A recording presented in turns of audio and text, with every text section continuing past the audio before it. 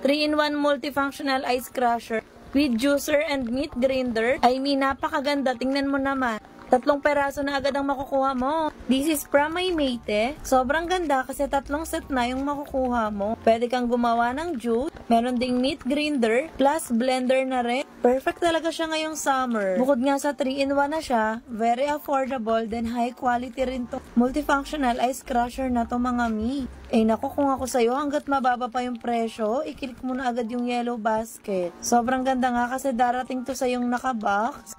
Very secured pa yung bubble wrap niya. At syempre nga, may kasama na nga ngayong manual, so hindi ka na nga mahihirapan gumamit ng ating blender.